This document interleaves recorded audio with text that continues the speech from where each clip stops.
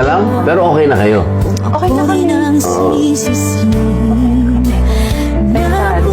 Hindi nga, tinitingnan kita sa mata eh. Kasi hindi ka makakapagsinungaling ka sa akin eh. Okay na po talaga pa, Mami.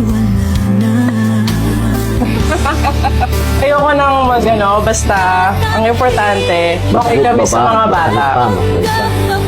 To be honest ang mahirap lang talaga dun sa nangyari sa amin is never ko nang may enjoy yung pinapanood ko silang naglalaro.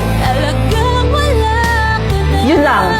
Kasi alam ko nung dumating na talaga yung time na hindi na siya nag-work. But di lang nanay. Oh my God! Give me a few minutes. Yun lang, kasi favorite ko yun eh. Favorite ko yung pinapanood ko yung wala ko ang tatay nila.